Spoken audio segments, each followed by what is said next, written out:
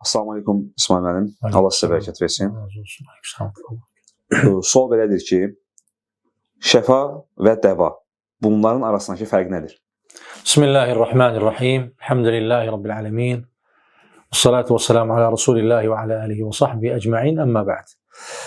Möhtərəm qardaşlar, şəfa Quran-ı Kərimdə Rəbbimiz buyurur ki, bir neçə yerlərdə şəfanı gətirir. Hansı ki, necə Quran-ı Kərim şəfadır deyə. Və nunəzzilu minəl Qur'ani mə huvə şifəun və rəhmətun lil müminin. Biz Quran-ı Kərim müminlər üçün şəfa və rəhmət olaraq nazil etdik. Başqa bir ayət kərimədə bal haqqında gətirir. Fihi şifəun linnəs. Onda insanlar üçün şəfa var. Və Rəbbimiz bir neçə yerlərdə şəfa deyə xatırladır bizlərə Quran-ı Kərimdə. Möhtərəm qardaşlar, ərəb dilində şəfa ilə dəvanın fərqi var. Alimlər gətirirlər ki, dəva insan istifadə edir, hansı ki səbəbdən tutur. Dəva ola bilsin ki, içdiyi o dəva ona sağalda da bilər, şəfa verə də bilər, verməyə də bilər. Ancaq şəfa isə o artıq geri dönüşsüzdür. Əgər etiqadı insan düzgün olarsa, Quran-ı Kərimi inanarsa ki, oxuyacam, şəfa tapacam Allahın izni ilə və şəfanın geri dönüşü. Yəni, şəfa dəvadan fərqlidir. Dəvada dediyimiz kimi, alimlər gətirirlər, sağala da bilər insan, sağalmaya da bilər, şəfa ola da bilər, olmaya da bilər. Yəni, şəfa isə geri dönüşsüzdür, hansı ki birbaşa şəfadır və necə ki Rəbbimiz də Quran-ı Kərimdə buyurur. Bəli. Allah razı olsun. Aslan. Həmçinin sual belədir ki, imam ayədə və ya namazda xəta edərsə, onu və onun bu səhvini kim və necə deməlidir? Möhtərəm qardaşlar, namazda bəli, imam ola bilir ki, xəta edir və bir çoxlarımızın da yanaşması fərqli olur.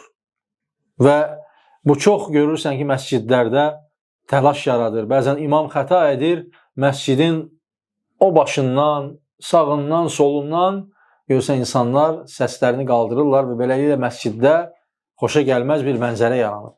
Əgər sünnəni bilsək, bu baş verməz. Yaxşı olar ki, gözəl olar ki, Quran-ı Kərim yaxşı bilən insan imamın arxasında durmalıdır. Yəni, sünnə budur ki, necə ki, sahabələr buna riayət edərdilər ki, yaxşı bilən insan imamın arxasında durur. Hətta ola bilər ki, imamın başına bir hadisə gəlsin, ola bilər ki, dəstəmazı pozulsun və arxasında duran insan həmən keçib onu əvəzləməlidir və cəmaatın namazı davam etməlidir. Ona görə də ilk öncə bundan başlayaq ki, imamın arxasında duran insanlar, xüsusən də tam arxasında duran insan Quran-ı Kərimi bilən və elmli bir insan olmalıdır. Namazın əhkamlarını bilən, Quranı bilən olmalıdır ki, imamı əvəz edə bilsin və eyni zamanda imam səhv edərkən, xəta edərkən onu bərpa edə bilsin, onun səhvinə düzəliş verə bilsin.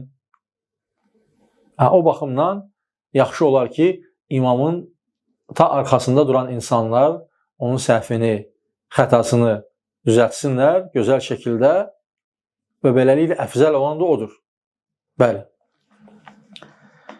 Camaat namazında imam hər iki salamı verdikdən sonra biz salam verməliyik, yoxsa onunla birlikdə salam verməliyik? Ümumən namazda əhkamlarda belədir ki, imamdan az sonra biz başlayırıq ki, o namazları, o feilləri yerinə gətirək. Məsələn, imam təkbir gətirib qalxır, biz ondan sonra onun təkbiri ilə qalxırıq. Və imam salam verir sağa, salamını bitirdikdən sonra o sola keçdiyi zaman biz sağı veririk.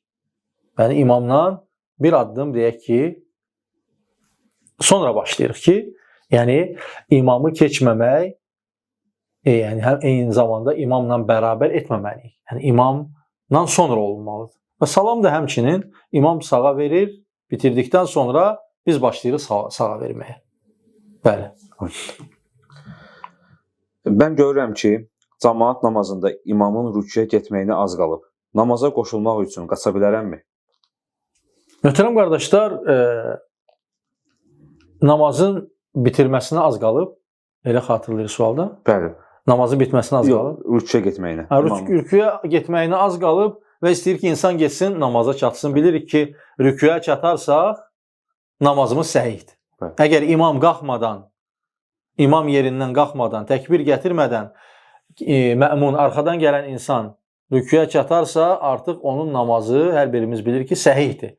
Burada məqam nədir, möhtərəm qardaşlar? Qardaşın sualında gətirdiyi kimi, tələsmək olmaz. Əgər görürsən ki, artıq imam rüküyə gedəcək və qalxacaq, sən də qaça-qaça gəlirsən ki, o rükünü əldə edəsən. Bu sünnəyə müxalifdir. Sünnəyə müvafiq olan nədir, möhtərəm qardaşlar? Sən gəlirsən öz halında. Necə ki, normal bir şəkildə namaza gəlirsən, tələsmədən, sükunətlə, hüdu ilə, sakit bir şəkildə gəlirsən və harda çatırsan, qılırsan, çatmadığını da namazdan sonra davam edirsən. Əsl sünnəyə müvafiq olan budur. Necə ki, alimlər buyururlar ki, əgər bir insan təlaşla gələrsə namaza, qaça-qaça gəlir, görürsən, qarşılaşırıq qardaşlarımız bəzən, qaça-qaça gəlir, həmən namaza girir və namazın 4 rükətli namazın 2 rükətini ancaq təngi nəfəs olur, nəfəs alır və beləliklə artıq namazın sanki 2 rükətini itirmiş olur. Ona görə sünnədə xeyir var. Bizlərə buyurulur ki, İzə ədraktum fasallu. Çatdınız, qılın, çatmadığınızı da namazdan sonra əda edin. Əfsəl budur. Kimsə deməsin ki, mən namaza çatmaq istəyirəm, hərisəm, qaçıram. Yox. Əgər namaza hərissənsə, namazdan, azandan qabaq gəl. Vaxtında gəl çat. Əgər gecikmisənsə, qaçmaq haqqımız yoxdur. Birincisi, qaçarkən müsəlmanları, möminləri, namaz qılanları narahat edirik, səs-küy salırıq. İkincisi, təngi nəfəs oluruq və namazda xuşunu itiririk. Namazın əhkamlarını yerinə gətirməyə əziyyət çəkirik. Ancaq surəni oxumaq, insan namazda ancaq özü ilə əlləşir ki, namazını bitirsin, halını düzəltsin, təngi nəfəsliyini düzəltsin və beləliklə də namazı itirmiş olur insan. Və ona görə bu məsələyə, möhtərəm qardaşlar, diqqət etməliyik. Necə ki, alimlər kitab yazıblar. Ədəbul məşi iləs-salə. Namaza getməyin ədəbləri. Orada da gətirirlər ki, bir kitab yazılır. Yəni, xuşu ilə, sükunətlə, hüdu ilə getməlisən ki, o qıldığın namazın bəhrəsini görəsən, xuşusunu görəsən. Tələsmək olmaz, qaçmaq olmaz. Geciksən belə. Bəli, əfzəl olan budur yəni. Sünnəyə müvafiq olan. Bəli. Allah razı olsun. Üzərində insan, heyvan və ya skelet şəkli olan paltarla namaz qılmaq doğrudurmu? Möhtərəm qardaşlar, namaz qılarkən olmaz qadağandır ki, yəni üzərimizdə heyvan şəkli, insan şəkli olan bir paltarda namaz qılmaq icazəli deyil, günahdır yəni. Necə ki, Allah Resulü sallallahu aleyhi və səlləm buyurur ki, La'anəllahul musavvirin. Yəni, şəkil çəkənlərə lənət edib, hədisdə gəlir. Və eyni zamanda Ayşə radiyallahu anhənin evinə gəldiyi zaman görür ki, bir pərdədə şəkil var, onu görüb qəzəblənir Allah Resulü sallallahu aleyhi və səlləm. Çünki heyvan şəkili olan, insan şəkili olan yerlərə görürsən, mələk gəlmir. O baxımdan da namaz qılarkən də üzerimizdə şəkil varsa, heyvan şəkili və insan şəkili, yəni o formada namaz qılmaq icazəli deyil. Yaxşı, sual oluna bilər ki, birdən qılsaq. Əgər qılsaq namazımız səhihdir, namazı batil etmir.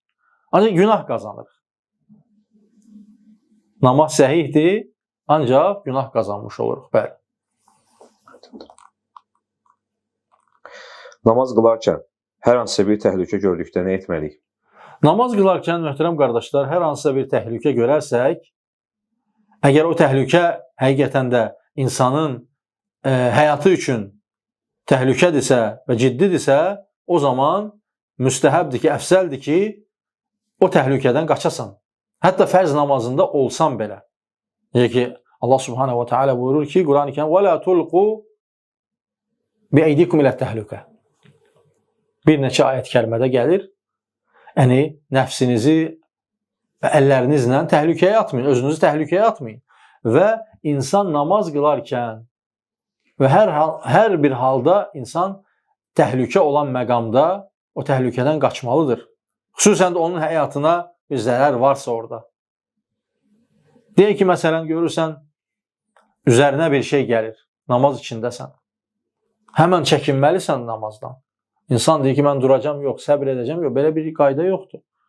Və yaxud da ki, görürsən, uşaq haradansa yıxılmaq istəyir, sən onu hiss edirsən, həmən onu təhlükədən qurtarmalısan.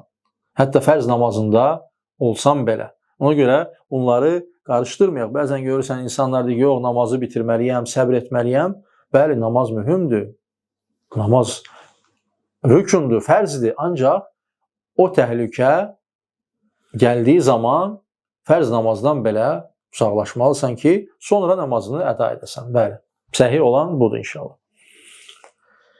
Fərz və ya nafilə namazlarda musafdan və ya hər hansı bir elektron vasitədən Quranın üzündən oxuyaraq namaz qıla bilərəmmi? Möhtərəm qardaşlar, hər bir mömin, hər bir namaz qılan müsəlman namaz qılarkən ayət-i kərimələr oxuyur Quran-ı Kərimdən və hər bir insan da onları oxumalıdır hər bir mömin namaz qılarkən. Bəzən görürsən, təzə başlayan insan da oxuya bilmir, heç nə bilmir. O zaman namazın sözlərini və yaxud qabağına qoyub oxuya bilər. Ancaq qaldı ki, istəyir ki, uzun surələr oxusun fərz namazında, yox, bu düzgün deyil. Əlində Quran götürərək uzun surələr fərz namazında alimlər gətirirlər ki, oxumaq düzgün deyil. Ancaq nafilə ibadətlərdə olar.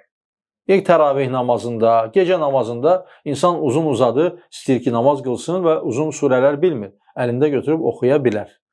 Ancaq bu istisna, fərz namazı istisnadır. Çünki fərz namazında etmək olmaz bunu. Nəyi bilirsənsə, onu oxumalısan. İlla ki, zəruri hal ola bilər. O da nədir zəruri hal? İnsan heç nə bilmir, yenidir.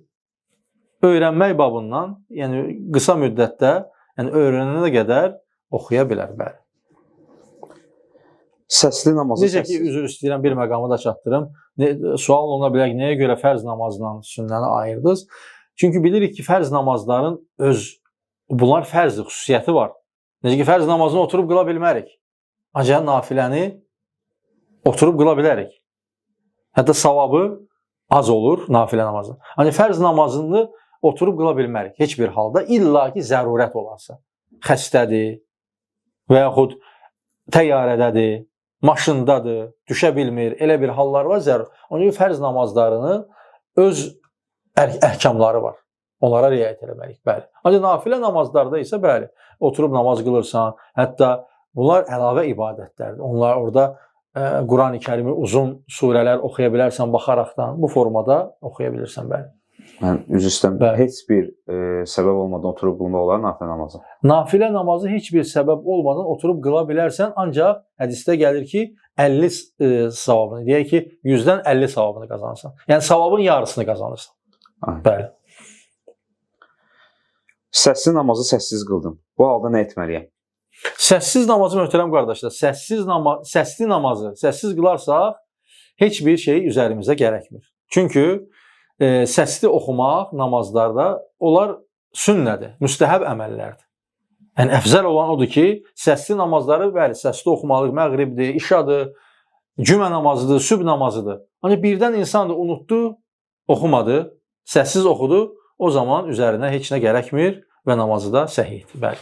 Bəs əksi mən, səsli namazlar səssiz qalanda? Əksin etsin, səssizli. Hə. O da namaz səhihdir. Namaz sadəcə səhv səcizdə edir orada. Namaz səhihdir. Bəli. Səhv səcizdə demişkən, həmin bu sual əvvəli. Məsələn, 3-cü rükətdə, 4 rükətli namazın 3-cü rükətində ətəhiyyətə barmaq qaldırıb, sonra yazıda düşürsən ki, ətəhiyyət olunmalıdır. Tezdən barmağı salıb qalxırsan yuxarı. Buna səhv səcizəsi düşür. Bəli. Çünki ikinci oturuş vacibdir. İkinci nə deyib? İkinci rükətdə oturub. Bəli. Üçüncü rükətdə də səhvən çaşıyıb, ətəhiyyət qaldırmaq istəyib, sonra yadın düşüb ki, olur. Bəli, onda da səhv edir, səhv səcizdə edir, bəli. Namaz qılarkən sütrə hansı həddə olmalıdır? Hündürlüyü və ara məsafəsi. Möhtərəm qardaşlar, sütrə Allah Resulü sallallahu aleyhi və səlləmin buyurduğu sünnələrdəndir və dəstə də xatırladıq ki, buna riayət etməliyik. Çünki çox insanlar, namaz qılanlar buna riayət etmirlər. Bu da müəyyən fəsadlara gətirib çıxarır. Qabağından insanlar keçməsinə, hətta insanlara məşəqqət törənir. Keçmək istəyən insanlar keçə bilmir. Ona görə çalışmalıyıq ki, yəni özümüzü düşünməyək. Birinci növbədə sünnəni yerinə gətirməliyik. Və qardaşımızın sualında miqdar nə qədər olmalıdır? Səhih olan odur ki, zirah deyilir, yəni bu formada 30 sm təxminən olmalıdır. Və deyək ki, məsafə də bəzi rəvayətlərdə gəlir ki, bir yəni şəhd deyilir, bir qoyunun məsafəsində və yaxud da ki, orada 2 zirah deyilir. Bəzi rəvayətdə 3 zirah deyilir, yəni 3 dirsək məsafə artıq sütrə ilə sən.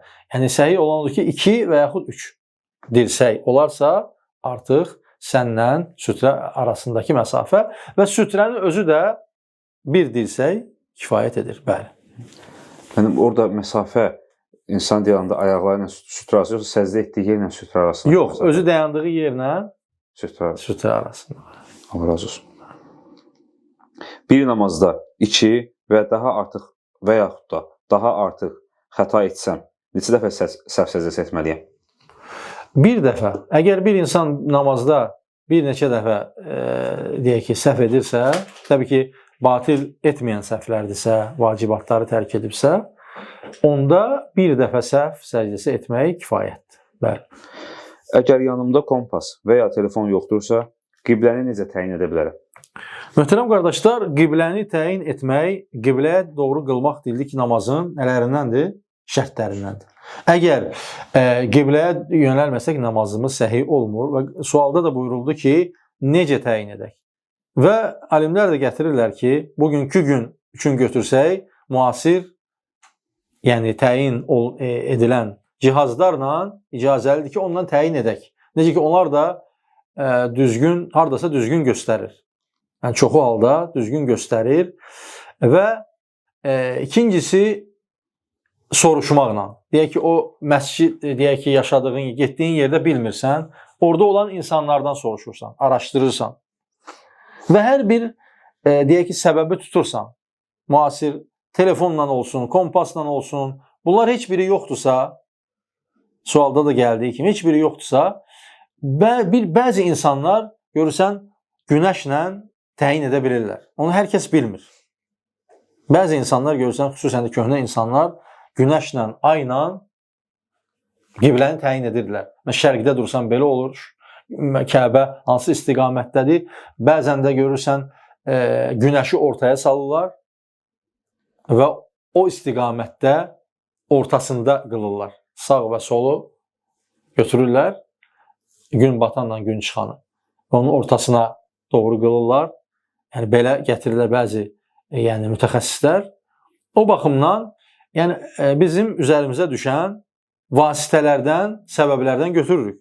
Əgər illa da ki, heç bir səbəbdən gördük ki, elə bir yerdəyik ki, araşdırmaq imkanımız da yoxdur, telefon da yoxdur, ayla da, günəşlə təyin edə bilmirik və yəni özümüzdən ictihad edirik. Hansı ki, onu təyin edirik təxmini olaraq, artıq zəruri bir haldır. O istiqamətdə qılırıq.